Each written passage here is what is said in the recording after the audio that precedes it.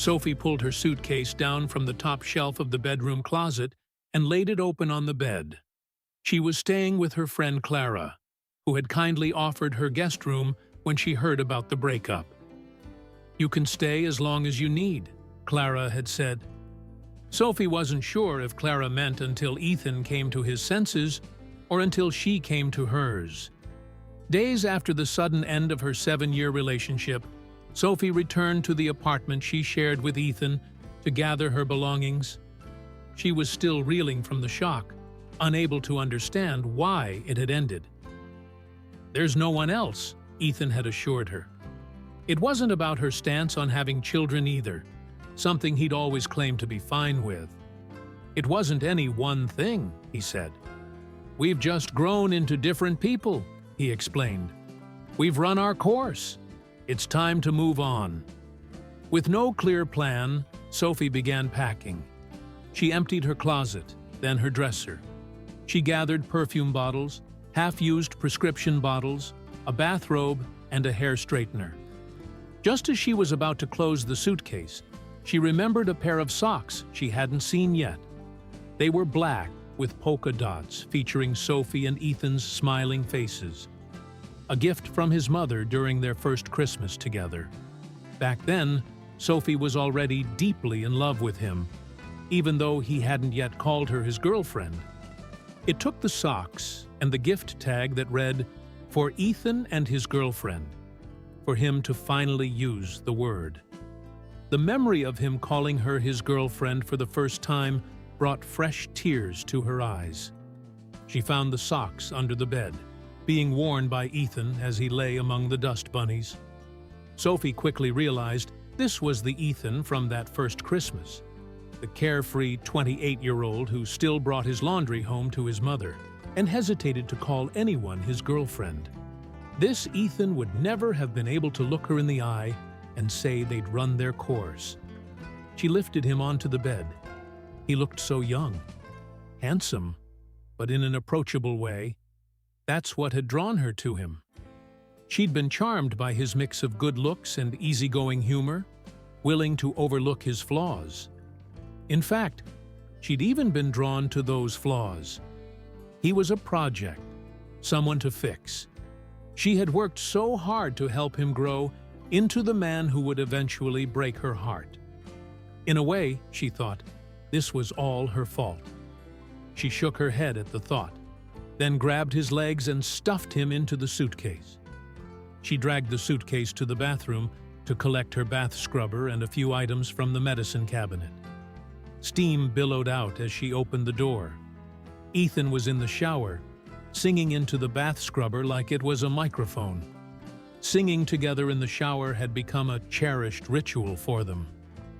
She couldn't remember when it started, but it had quickly become something special. "Loving you isn't the right thing to do," he sang, his deep voice echoing off the tiles.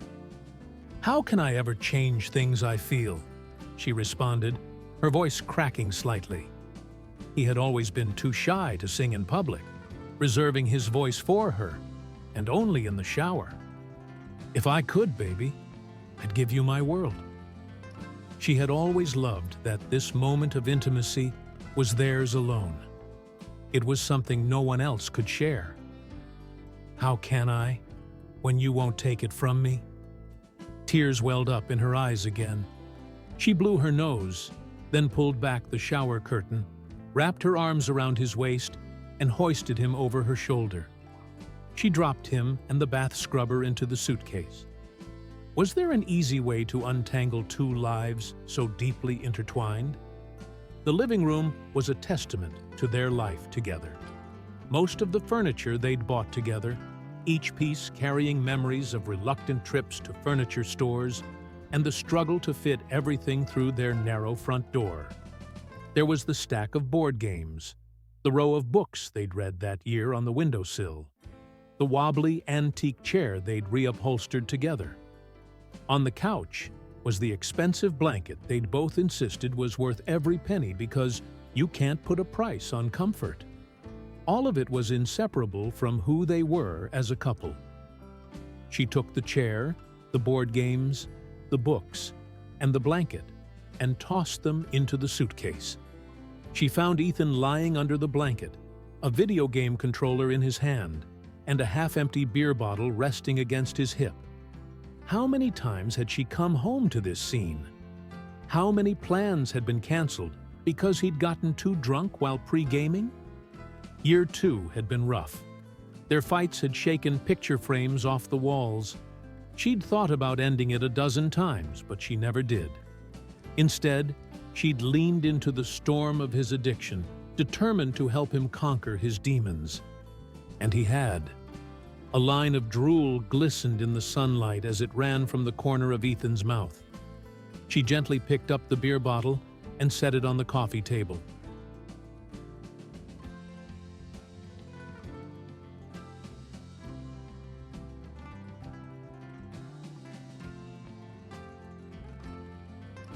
Then lifted him and placed him in the suitcase.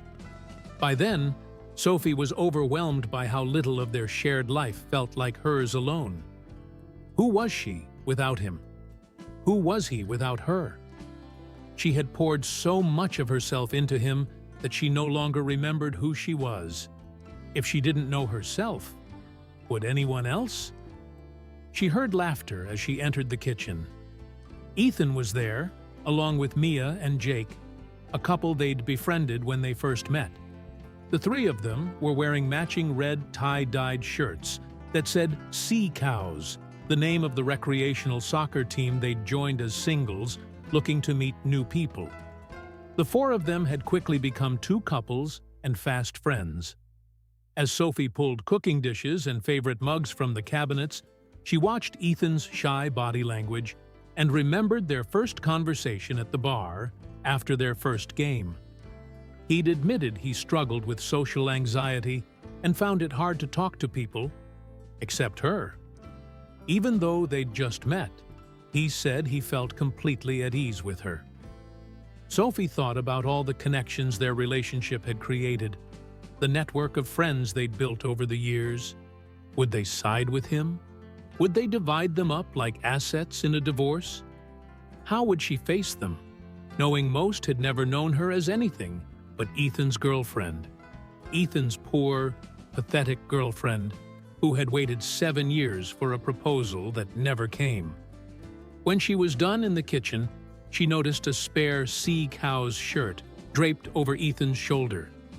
She pulled it down and saw the bleach stain on the collar that marked it as hers. She wondered if she'd even need it anymore before balling it up and tossing it into the suitcase. The 3 Sea Cows followed, placed inside with slightly more care. It was time to go. Before she left, she surveyed the contents of the suitcase one last time, but no matter how much she dug, she couldn't find the explanation she'd been searching for. Sophie stayed with Clara for a while, spending most of her time in her room, sifting through the contents of the suitcase. She took it everywhere, even on the rare occasions when Clara convinced her to go out. Every night was the same.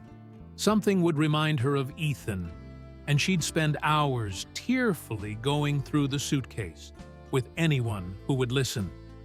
She brought the suitcase to work, took it with her when she visited her mother, and even carried it on dates when she thought she was ready to try again. Eventually, people stopped asking why she still lugged the heavy suitcase around. In the absence of her relationship, it became her defining feature. If she was honest, she didn't know who she was without it. As the weeks turned into months, the suitcase became less of a burden. One day, it hardly weighed anything at all. That was the day she told Clara she might be ready to look for her own place.